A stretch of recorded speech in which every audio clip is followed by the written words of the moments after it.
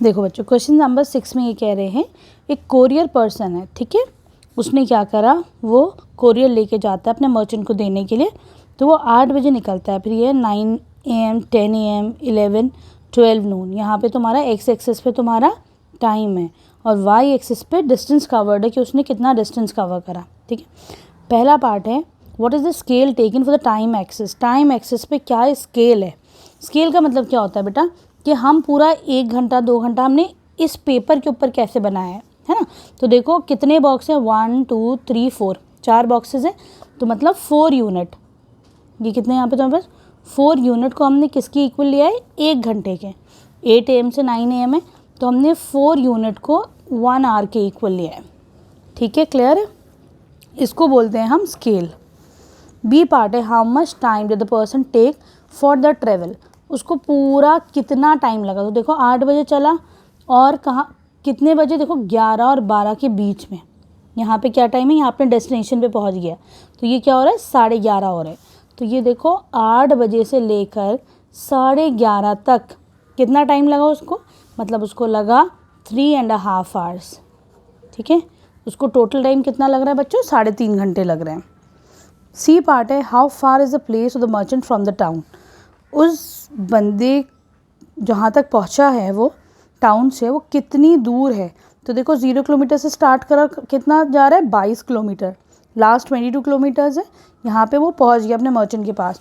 तो C part में आएगा कितना दूर है, तो it is 22 kilometres far away, ठीक है। अब देखो डी है did the person stop on his way, explain करो। तो ये कैसे पता चलेगा वो बंदा रुका कि नहीं। तो देखो 8 से 9 के बीच में डिस्टेंस बढ़ा, फिर 9 से 10 के बीच में फिर डिस्टेंस बढ़ा, लेकिन 10 से 11 के बीच में हम देख रहे हैं 16 किलोमीटर 10 बजे भी था और 10:30 है ना, 10:30 बजे भी 16 किलोमीटर ही था, है कि नहीं।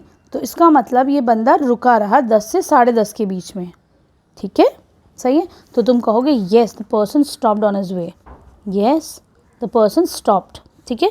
इसको एक्सप्लेन करो। एक्सप्लेन कैसे करोगे, दिस हॉरिजॉन्टल लाइन शोज, ये हॉरिजॉन्टल है ना, ये हॉरिजॉन्टल लाइन शो कर रही है that the person stopped on his way. Okay, क्या लिखोगे आंसर, द हॉरिजॉन्टल लाइन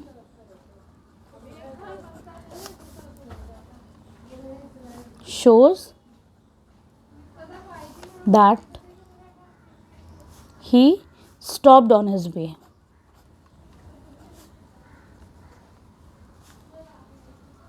ठीक है।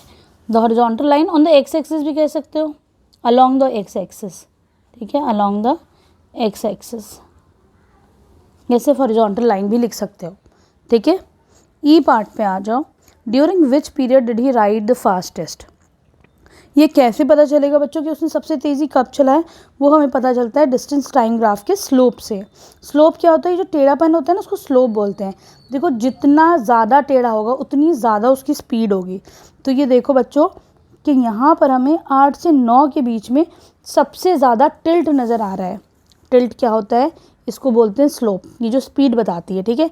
ये देखो कितना ज़्यादा है, उसके बाद ये थोड़ा कम हो गया, देख रहे हो ये जो टिल्ट है ये थोड़ा कम हो गया है ना, फिर तो बिल्कुल ही स्टॉप हो गया, ठीक। फिर ये थोड़ा सा, फिर और थोड़ा सा कम हो गया। तो सबसे ज़्यादा स्लोप कहाँ नज़र आ रहा है बच्चों, स्लोप नज़र आ रहा है 8 और 9 के बीच में। इसका मतलब उसकी स्पीड जो है 8 और 9 के बीच में, 8 AM और 9 AM, 8 AM और 9 AM के बीच में उसकी स्पीड जो है दैट इज़ द फास्टेस्ट, ठीक है, क्लियर है। Here we complete question number 6। अब हम चलते हैं क्वेश्चन नंबर 7 पर।